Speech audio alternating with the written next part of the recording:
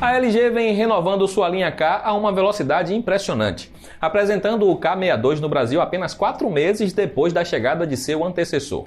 Com o visual reformulado e preço mais alto, o aparelho ganhou até uma mudança no nome que o jogou para um patamar acima, já que o K62 na verdade é sucessor do K51S e não do K61 como muitos podem pensar.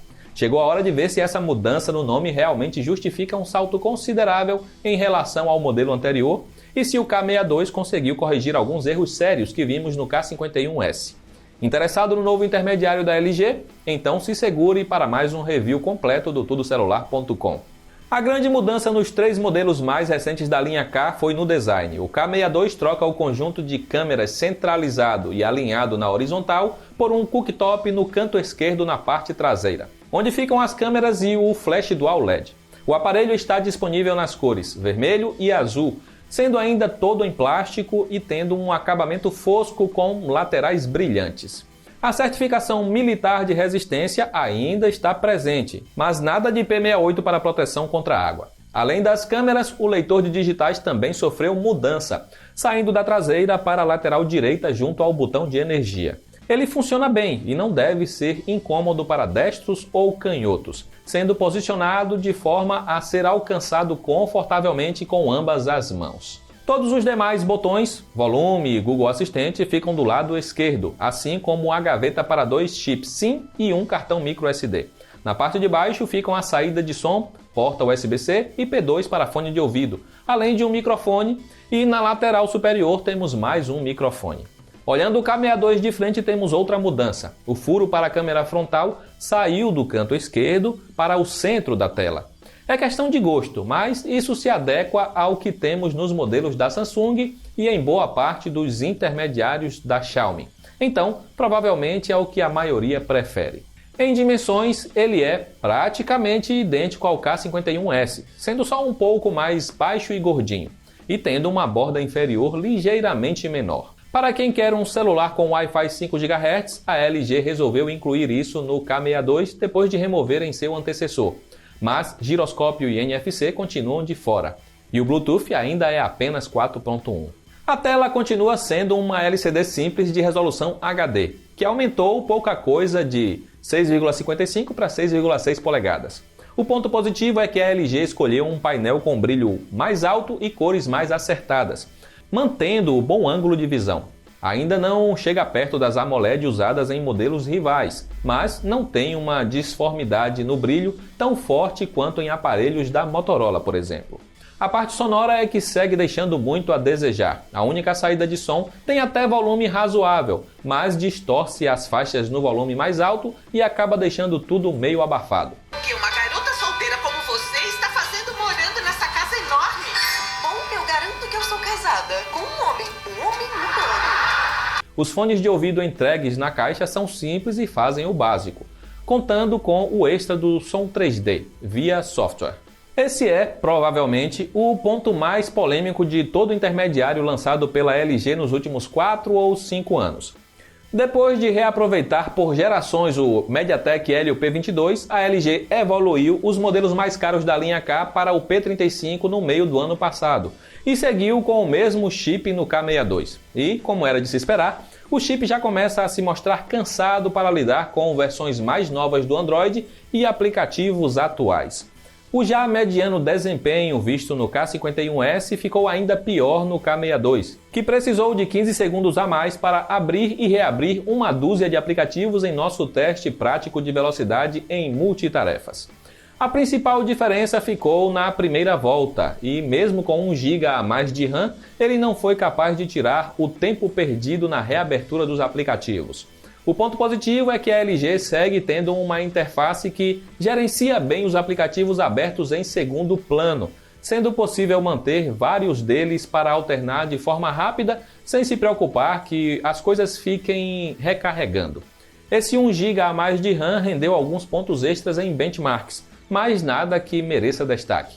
Já nos jogos, a situação continua mais ou menos a mesma, sendo possível aproveitar títulos mais básicos e até alguns mais pesados sem problemas, desde que você reduza a qualidade gráfica.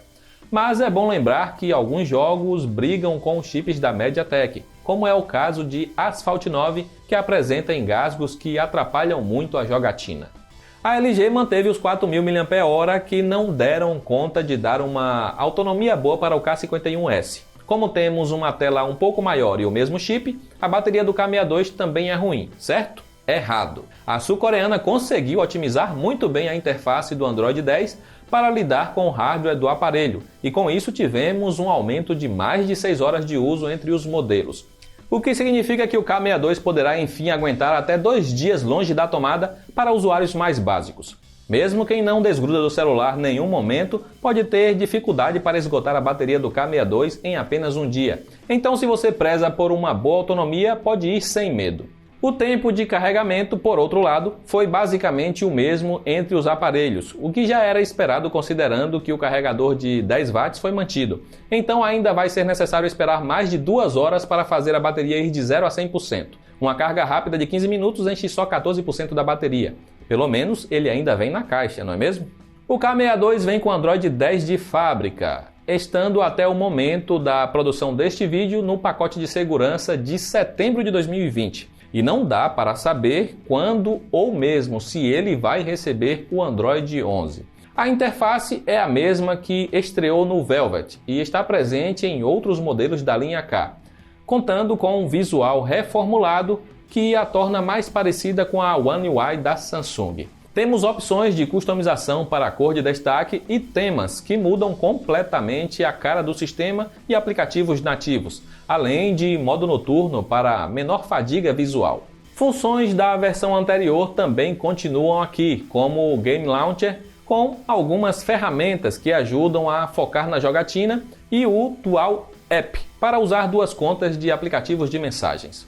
No geral, a interface flui bem, mas é nítido que a LG priorizou a autonomia da bateria em vez do desempenho, com uma demora notável para abrir os aplicativos pela primeira vez. Um dos poucos pontos que tivemos mudança no K62 em relação ao K51S foi no conjunto de câmeras, ou mais especificamente, no sensor principal. A empresa trocou o componente de 32 megapixels por uma opção de 48 megapixels usada anteriormente no K61. Mas todas as outras 3 câmeras traseiras, assim como a frontal, foram mantidas. Felizmente, isso fez a câmera principal melhorar bastante em relação ao K51S. E com o K62 você conseguirá tirar fotos bem bonitas em ambientes com boa iluminação. As cores saem bem balanceadas no geral e o alcance dinâmico é bom para a categoria. Mas em alguns momentos temos uma saturação exagerada, mesmo sem usar o modo de inteligência artificial. Será que vale a pena usar a câmera no modo de 48 megapixels? Bem, depende. Você vai ganhar muito em detalhes do que está longe, permitindo o uso de zoom digital com menor perda de qualidade. Mas precisará abrir mão do HDR e as fotos demoram um pouco mais para serem salvas na memória. A decepção está na câmera ultra-wide, que além de baixa resolução, ainda peca muito nos detalhes. Não corrige de forma correta a distorção da lente e mostra ruído mesmo durante o dia.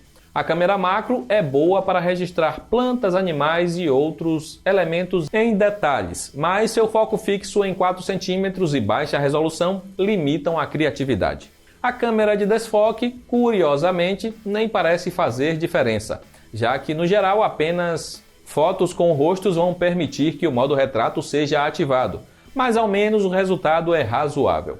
O maior problema do K62 está em ambiente escuro. Enquanto a Motorola já entendeu que mesmo um aparelho barato precisa tirar boas fotos à noite, a LG segue ignorando essa demanda e o K62 vem sem modo noturno, sendo quase inútil nesse tipo de cenário. Se a situação já é ruim com a câmera principal, a ultra-wide então quase não tem muita utilidade, assim como a macro.